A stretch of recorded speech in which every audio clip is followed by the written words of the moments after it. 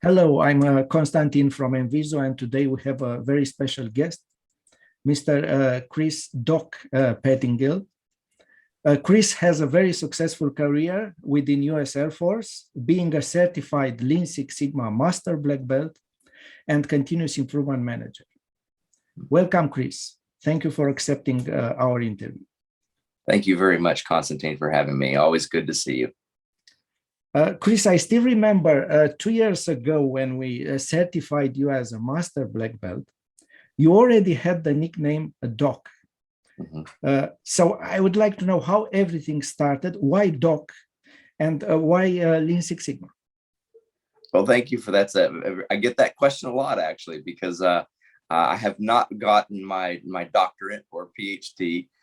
So it's odd to have a nickname of Doc, and it goes back to my time in basic training, where I had to wear these really thick glasses, and we were all given nicknames of some sort, right?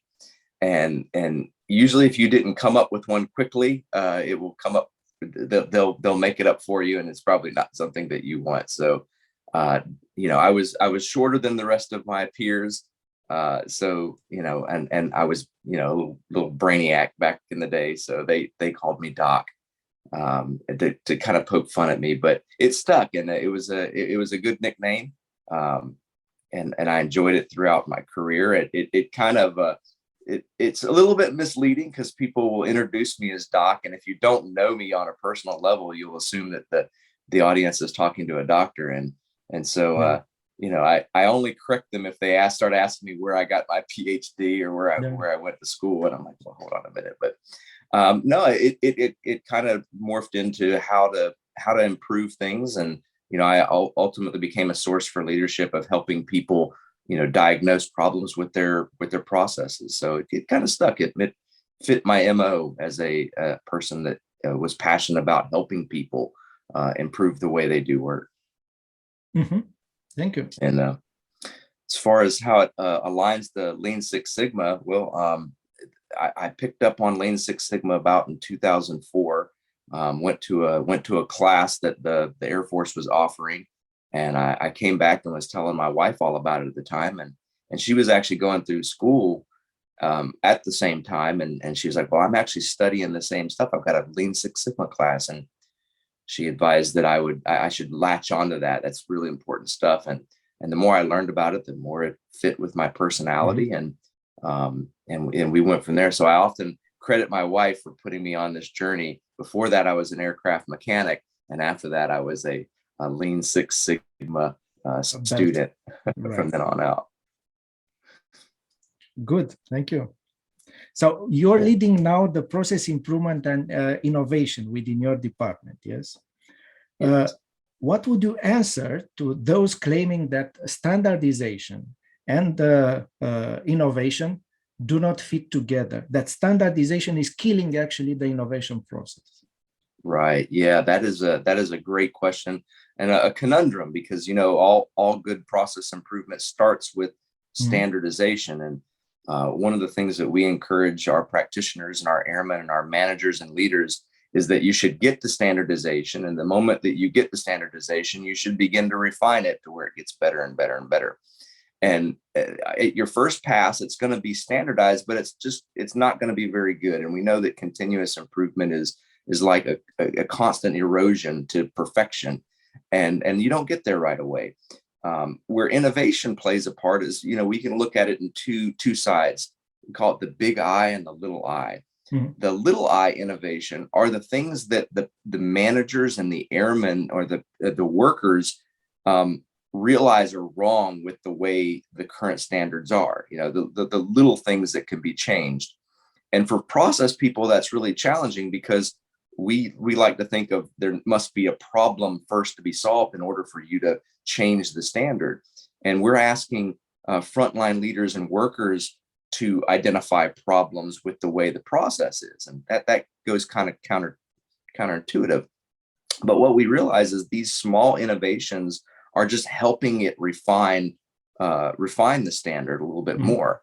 And so we encourage the workers and the managers to come up with what we call little I innovations. Those are process level changes that continue to get after the goal of the organization. Where big I innovation comes into play are the big paradigm changing, putting rockets on Mars, reinventing the way process works altogether. Those are big I innovations, and those really require new standards to be established around the new big I's. So usually when the big I innovation comes around, you need to re-engineer your process to fit those new big innovations, and then begin to refine it more and more using the little I innovation. So they go hand in hand. It's just about how you approach the problem. Great, thank you. Yeah, very nice answer. And after all these years, what do you think it was the most challenging part of your Lean Six Sigma projects? Well, I mean, I've had a lot of challenging projects, and I think all of them are challenging in some right. But I think the most challenging part of all of them really is getting people to change. Usually for process engineers, it's really easy to evaluate and watch people work and see the inefficiencies and what's going on. But asking a person that's actually doing the work, or the manager who's been doing it for so long, to look at the process differently, that's really the challenging part. If you have a bunch of early adopters or people who are willing to change, then it's easy to change their mind. But when you get people that are very confident in the way the process currently is, and I say confident because we want to assign names to people who don't want to change, but in reality, they're probably really good at their job and view any level of change as a threat. And so changing people's hearts and minds, especially the ones that don't want to change for the right reasons, can be really challenging. They're passionate about the way things are now, even if it's inefficient, even if it's not very helpful, even if it's going contradictory to the way the best practice should be done, to help them see. And I think we often want to look at them as barriers and fight with them, or just get rid of them somehow, that they're just standing in the way. And in reality, those people are the best advocates for change when you can convince them to change. So the biggest challenge is convincing the hearts and minds of those who don't want to change. But once they do, man, they become the best advocates for the new way. So I hope that answers the question. There's been some really challenging projects, but I think beyond all the projects, there have been people that you had to win over. Great answer. Thank you so much.